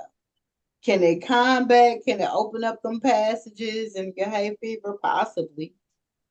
Yeah, maybe you got to be on your, like I don't know. I do different. I don't want to get too X-rated on your show, but you got to do some freaky shit. I think the pound out to Pound Town. That's what you got to do. Just take them to Pound Town. Drop like. Hey. So that That's came up, pretty partner. far Take back, over the I'm Pound Town conversation. I'm glad you brought that up, Wayne. I'm glad you brought that up. So there is today at work, this chick had played a song for me. Have you heard the 1972 version of Pound Town? You got to look it up, bro. It's on YouTube. I hadn't either. Look up the Red Sisters. Okay. And it's the version of Pound Town, nigga. This bitch stole this shit verbatim. They was Really? That's the face I what he said. Wow, they biting that hard. They done went back in the past and stole My shit. pussy pink, my booty hole brown. Playing that set with the 70s music in the Wayne. You gotta. I don't know how true this shit is. I've been looking it up. I ain't really seen nothing. But bro, I heard the song, and I'm like, so is she a plant? Did they? The other song she got, not that ski shit, but there's that other song that she got that was popular. That motherfucker was a 70s song too, bro. Wow, that's crazy. Well, you know they used to have them little juke joints. My booty hole brown. And she did say the booty hole brown part, didn't she, on the song? Yeah. But you know, back in the day, wow. that's why they didn't want people going to the juke joints and to them, because that's how they was singing. Yeah. Fornication music. That's why they didn't want, the husband to go down there. Don't you go down there. They got husbands down there. Yeah, Suge Avery's all over the place. Yeah, like a motherfucker Suge was down there. They was talking like, hey, we need some men to come and tighten us up and get us right. That's what they was kind of saying at the beginning of the song. And I hear she got that nasty woman's disease, them color purple women. She got you looking like a waiter at the head of your own table. Legs Okay, like here's another fact. Nearly That's it. 70% of individuals who met someone on a dating app said it led to a romantic, exclusive relationship, while 28% said it did not. Now, me personally, I think it is some crazy Jeffrey Dahmer pervs on the motherfucking dating apps. Like, if you could deal with that, I think them motherfuckers crazy as hell. But it says 70% of people found that it led to a romantic relationship. And then romantic relationship, does that mean that y'all go together or do that mean that y'all crashed? Man. That's another question that's past me. Well, I'm from the chat line. I'm from chat line. I was too young. I didn't sleep with nobody from the chat line. And then me, at the age I am now, I'm kind of old school. Like, I like to see what a nigga look like. Like, a motherfucker can tell you anything over the internet. I'm self-employed. I got my own business. I'm single. You meet this nigga, he done caught the bus over to your house. Like, You hit me up on the internet, I don't be thinking it's real. and a lot of people be like, "Hey, honey, how you doing? Hey, handsome," and I be like, "Okay, I've never seen it." Like, what the fuck is this about? I would get offended because I tried it, and a lot of dudes would be like, "Send me a pic." They would text me and be like, "Send me a pic," and I'm like, "I uploaded 8 pics. What other pic do you want?" I got a social media with hundreds of pics, but they said a lot of motherfuckers be on there, be men and shit. They be wanting to FaceTime you and look you in your face and make sure you are who you say you are. But you know what though? Before people will fuck up a great thing. Online dating, when it first happened, chat lines, all that shit back in the day, they used to really be, because I used to tell Aisha this shit all the time, Wayne. I used to be cheap. I didn't like going to clubs and shit. And you trying to talk to a bitch, you gotta try to talk to her over the music and shit. It's 35 other niggas trying to get with her. The chat line was to the chat line was to the point. You get on there, you say what you are, how tall you are, how much you weigh. This is what I'm trying to do tonight. I got my own crib. I got some smoke. We can get something to eat. I'm trying to meet somebody cool. You better be attractive, though, if we gonna meet. Don't be on no bullshit. Because if I see you, you're ugly, I'm pulling the fuck off. And this was on the phone. This was like early 2000s. So you did that, and I would do that to bypass the club part. Shit, I'd rather buy a bottle than go buy a drink at the club. Right. I mean, so I think like I was being real strategic back in the early 2000s. Because if you go to the club with a dude and you attractive and you get up and go to the bathroom, other niggas is trying to talk to you. And if you a woman and you really single, you might run into other niggas that you do talk to. And now you sitting here with with one of your prospects and shit. So I mean, like, I don't think it's no player shit for a woman or a man to be in no club trying to take nobody new that you trying to take down to a nightclub. Like, there's other shit you can do. Let's go have coffee at Starbucks. What's the odds of me seeing one of the dudes I fuck at Starbucks while we have coffee? And we get to know each other. We get to know, like, we can decide at Starbucks we want to go do some other lit shit. But if you a whole troll and I don't want to be fucking with you, imagine being with a dude you ain't really trying to fuck with. You sitting at the club and you run into 3 dudes that you do fuck with, and they like, you with this lame ass nigga, but you just went on a little stupid ass Facebook date with them. You know what I'm saying? So I don't recommend no club for no type of date. I don't feel like the nightclub is a place for that. Yeah, I don't do the nightclub. I've always met the strangest women. So, but I mean, or what if you meet them and you take them to the nightclub that's y'all's date? Like, what type we of got date to is meet that? at the gym now. Hey, I got to meet you at Planet Fitness or something. You got to be doing something that we both can click on. Like, I want to be intellectually stimulated more than, as well as sexually. So it has to click for me now. Like before, I feel like let's go to the zoo. Let's go to the zoo. Shit, you fucking these animals? Shit, who we know at the zoo? Let's go to the zoo and walk around. The zoo ain't cheap here in Indianapolis. I feel like that's a viable date. Maybe some bowling, but I'm not trying to go nowhere where I'm gonna see somebody else I know. Because if I'm single and I'm dating, that means you're not the only one. I'm talking to other people besides you. If you dating though, you ain't gonna see nobody out where you at. Cause most motherfuckers, like I like to take women on a different excursion. I don't want to do nothing to where I want to try to give them a new enlightenment on something that they never embarked on. That's why I like going taking chicks horseback riding, or taking walks in the park and shit like that. You know, I know some people do it, but I'm talking about And do you have a problem? Like I'm not the type of chick. I don't want a guy to spend a whole lot of money on me if we're meeting for the first time. I might not like you, so I'm kind of past the age of going out with somebody. TGIF Fridays. That's 16. That you can get some appetizers. If that's the case, just go get some appetizers. Hey, I just wanted to see you and see where your head at, or however the conversation may go. But to me, it's about mental stimulation now. Since I've been trying to make this new me. And should a man pay for the first date 100%? Should it be Dutch? If he asking her out, yeah. But if a woman got the guts to ask him out, that's different. Mm-hmm. I agree.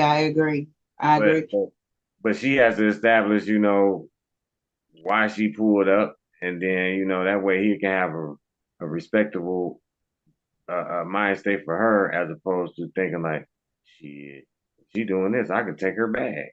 You gotta make sure who you pulling up on ain't the big bad wolf of the woods, because there's some niggas that'll, take some women.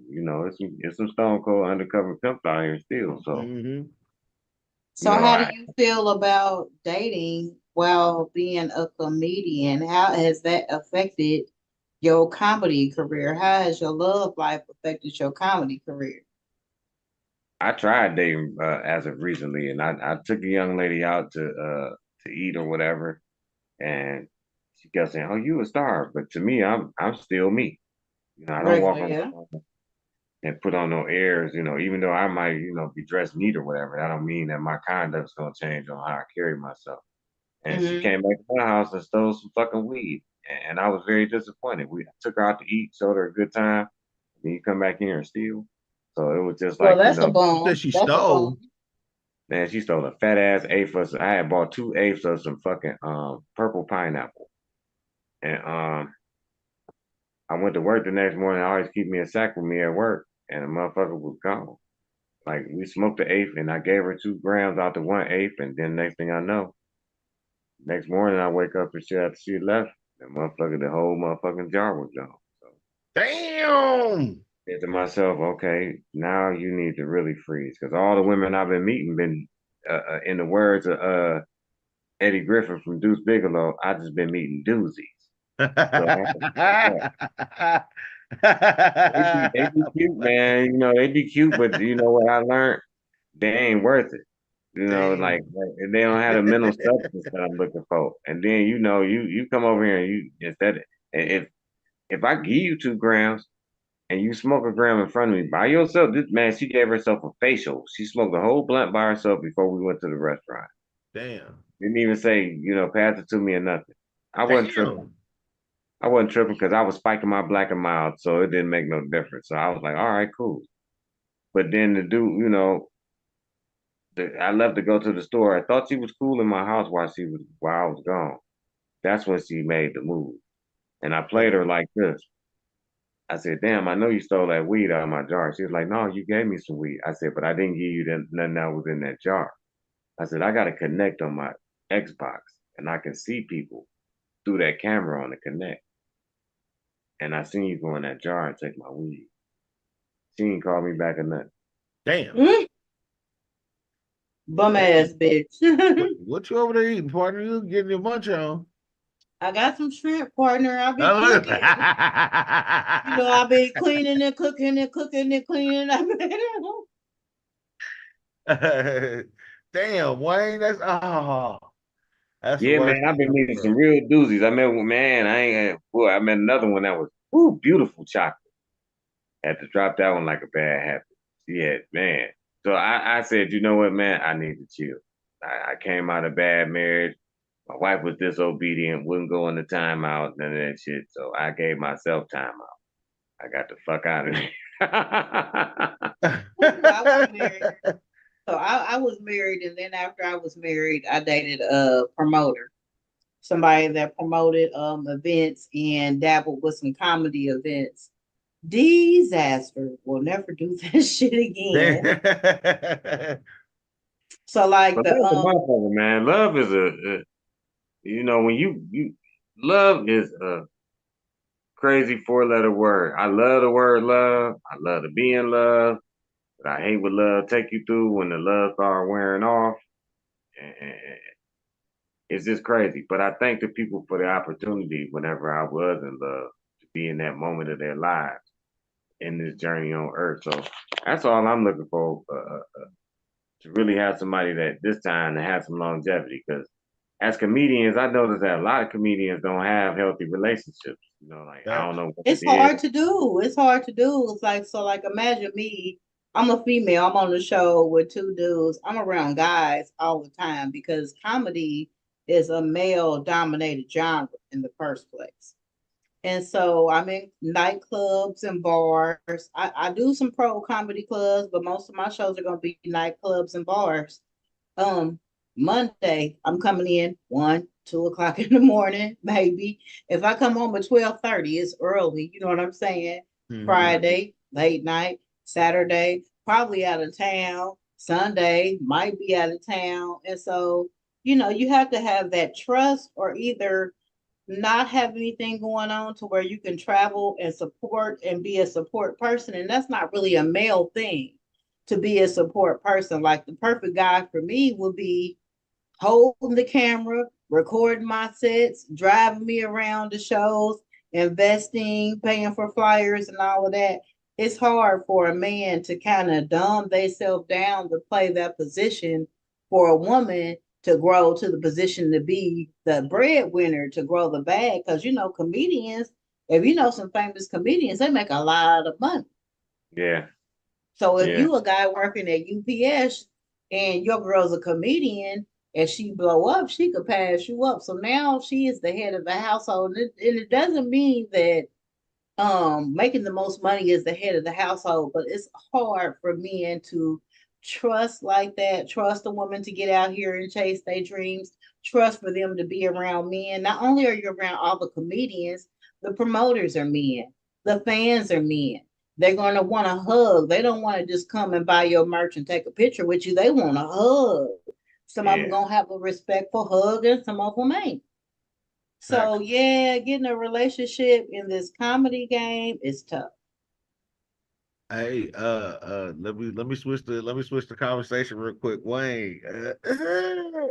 Hey, what you think about this P. Diddy shit that's going on, brother? I believe all of it. Yeah, me too. Me. I mean, you know what, man? Look, okay, like it's a lot of talented comics, out here, and I'm just gonna tie this in because it's all tied together, the entertainment business. Like, Facts. why you got to give up? Motherfuckers giving up behind hole to be famous, and they ain't even got no motherfucking talent. A lot of them don't have any fucking talent. They one hit wonders, and then they sell their behind hole and soul to a nigga like that. Like anytime you go in a nigga bathroom and he got dildos with microchips and shit in the motherfuckers, it's time something to wrong. go. Dildo with a microchip. Yeah.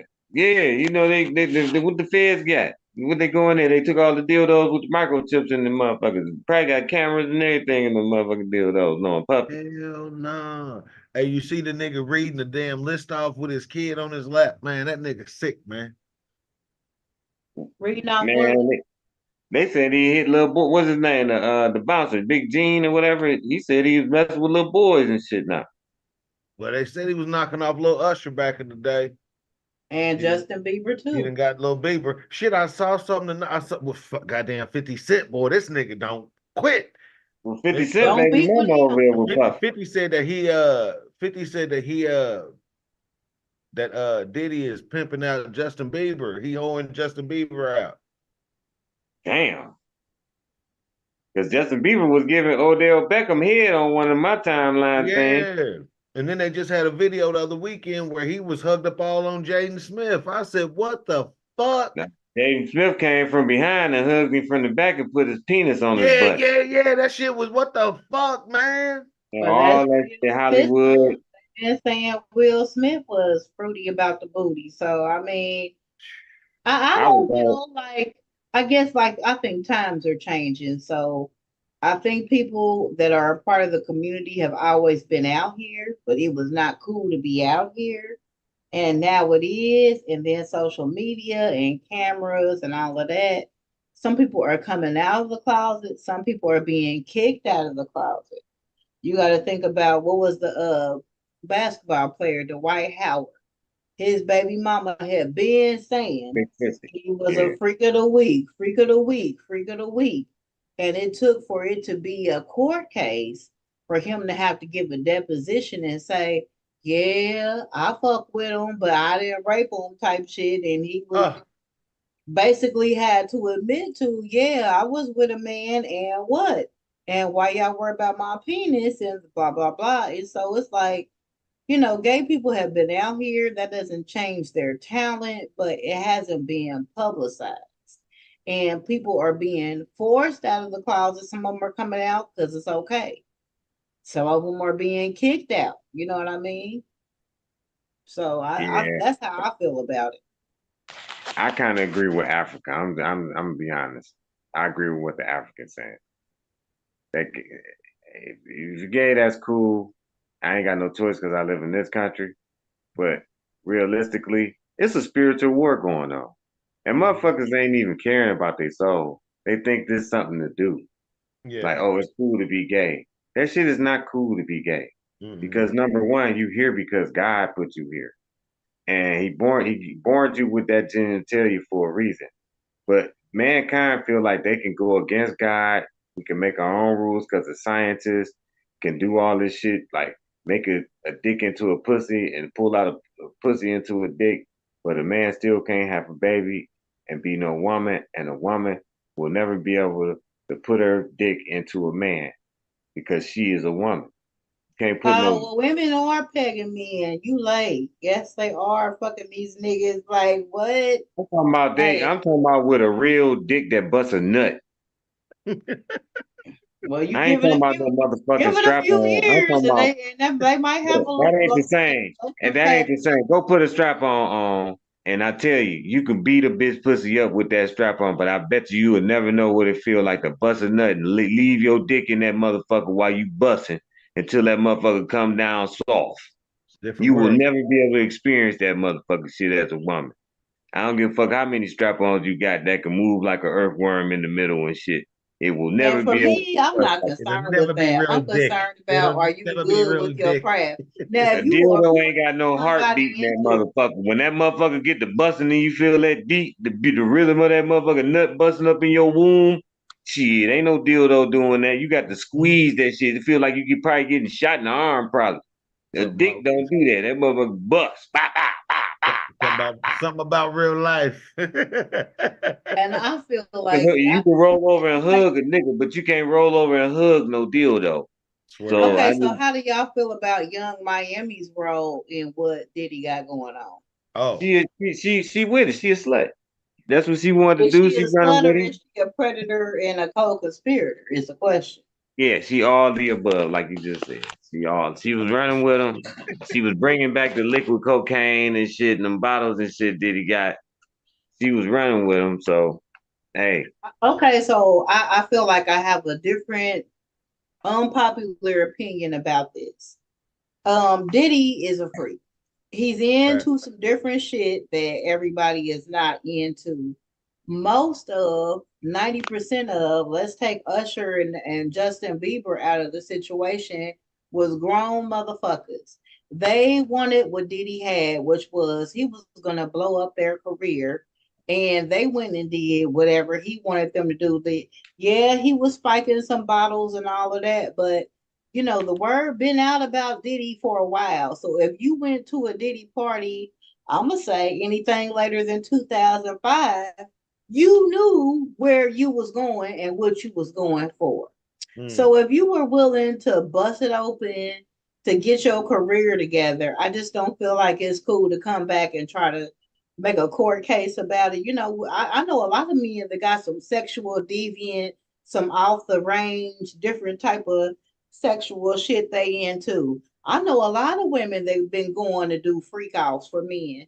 So you mean to tell me you had to, like, I do shows for the swingers clubs, for instance. A partner's been there, you've been to swinger parties. Nobody was there under a gun, and a lot of the shit that Diddy did was done at them swinger parties by willing participants. So what's making it a crime now?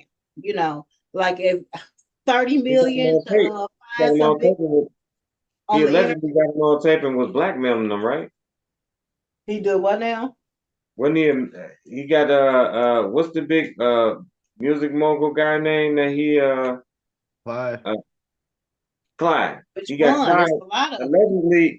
Allegedly he got Clyde Davis on video. I guess Puffy was pounding him out and he been using that as blackmail.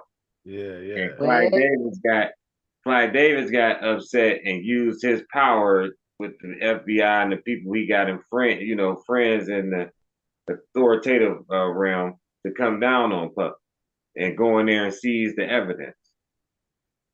So that's what I understand. Damn. So Clyde Davis and then like it's a whole bunch of like it's not only from what I'm understanding, Prince Harry been in Puffy's house. He got him on. It's politicians. Jay-Z and Beyonce. I don't have a problem with any of it really, unless it involves kids. And then a lot of people have died that have been connected to him. Your baby mama dying from a head cold. She had a heart attack from a head cold. The shit that happened with Al B. Shore, Heavy D, died. There's a lot of people that crossed over to the other side that was connected to him. Craig Mack, Shine didn't Shine, the guy that did the nightclub shooting, didn't he pass? Shine went to jail, and shit like that I have a problem with. But his sexual activities, men with money be on some freak shit. If you ever been to the swinger club, them ain't no broke motherfuckers. Like swinger clubs are usually held in mansions, things like that. Nobody has a gun to their head. I've been to a swinger club and seen a woman get ran a train on her by 4 or 5 niggas, 4 or 5 bitches. She didn't leave. She stayed the night, went and did some other shit. So, if you don't live that life or you ain't around it, it's hard to judge. But I feel like he's done some things and some crimes. Like Cassie, she stayed too motherfucking long for me. Yeah. She stayed too motherfucking long. Like, I thought she was too light skinned to be beaten. I ain't seen no marks on her, so whoever was doing her airbrushing did a great job from my perspective. Well, you might not. I mean, like, she had 2 or 3 songs, and after that, she was this Diddy's cat bitch. It ain't like Cassie was in social media or being advertised all the time, so you wouldn't see it. But like staying 5, 6, 7, 8, 9, 10 years, fucking your motherfucking. You fucked the help and then left Diddy and ran back and got some money because you had some kids. Like, I don't agree with everything that's going on. I'm not gonna nail that man to the cross, but I'm a woman, so it's an unpopular opinion. But do I know a lot of motherfuckers having freak offs for a lot less than what Diddy's offering? Hell, motherfucking yeah, hell yeah. I'm sure they out here too. Some cheap budget. I can tell you, I could probably hit up 10 chicks today. And if you tell them to go on the internet and find some big black dick to fuck in front of a motherfucker on camera, hell, you can log into OnlyFans and see that shit 7 days a week. Can you not? Yeah. Yep. The difference is, Cassie is saying she did that shit against her will. Against your will for 5, 6, 7, 8, 9, 10 years, bitch. Come on now. Hey, look at it like this. She ain't got no money, right? But she all do now. Stuff, not right. She do now. But look at all the shit Puffy had over her, and she had no leverage. I always Over say her, like what? What did he have over her? Because all she that had stuff, minimal all that stuff talent. when he drug, because that's how you get him at first. You got to drug him. So Okay, but she did all that shit and she let that shit happen because what? What stopped her from calling the police the first time? Because look at Kim It was Porter, her partner. addiction that stopped her Look from at calling. Kim. Look at Kim Kim Porter. Porter had some kids buying, so that's a Right. little bit of different shit. But Cassie, She was writing a tell-all. That's why he killed her. okay, and I feel like fair exchange ain't no robbery. Cassie was doing all that fucking because she had minimal talent and he was gonna blow her career up. So that's what you had to do to blow your minimal talent as career up, and then you had buyer's remorse later.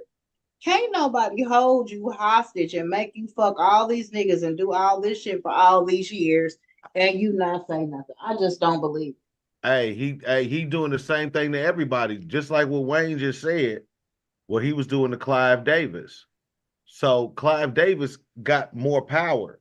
So what did Clive Davis have to do? What did Wayne just say? He had to get the FBI to go get his shit. You see what I'm saying? So if somebody call you partner and they say, hey, I'm Kevin Hart, I'm gonna blow up your career, but you gotta put on a dress and fuck 5 niggas. I'm good. Now what? I'm good. You can have that. You can have So unless you I want heard your they career come to to you. blow up. That's what I heard. That's heard that you got to do to get to the next level. Mm-hmm. The motherfuckers got to have something on you. And you might have to sacrifice one of your family members, but that's a whole nother hour to talk about. You know what I'm saying? Because a lot of these people, they suffer a huge tragedy, and then they shit blow up. Jennifer Hudson, for instance, there's a couple of names, a couple of people you gotta lose a family member, you gotta lose somebody huge and suffer a tragedy, and then your career, boom. But conspiracy theory, Aisha. It's 11 o'clock. Have y'all had fun on the Lifestyle Night Party Talk Show? Yeah. Yeah, buddy. Yeah, I had a great time. Issa, thank you for inviting me to your platform. Mike Shaw, y'all great hosts, man. I had a hell great yeah, time. man. No problem. We're gonna tackle some controversial topics, but we're gonna get some real, true, honest, average, everyday people opinions on what's going on. And I'm gonna just say what I think. I'm gonna keep it real every time. But y'all can follow Like Minds that streams our show on social media. We got the Barbara Carlisle Experience coming up next weekend. That's a 2-day event. You can take classes, you can perform, you can network with other comedians. It's so much that's offered within that. So if you want to go to Like Minds, MINDZ, they're out of Cali. Follow that social media network. You can see all the shows that they stream. You can sign in for the Barbara Carlisle Experience. We'll be at the Good Spot tomorrow, and we'll be at Illusions on Saturday. Make sure y'all get y'all tickets and pull up. May the 26th will be in Cleveland. You in the Cleveland, Ohio area, Maywood, all y'all, Cincinnati, take the ride. Fuck it. Come support us in our comedy show. We appreciate Wayne Taylor. Y'all. Thank you, Wayne. Oh man, ain't no thing. What's that? Yeah, just thought I'd fuck around with y'all. Yeah, ain't no thing. Thanks for having me on, man. Like I said, we're gonna do our thing. Rock out. Can't wait for y'all to come to Cleveland. We can do this. Make sure that y'all like, comment, and subscribe to our YouTube page. This has been the Lifestyle Night Party Talk Show, and we are. Let's go.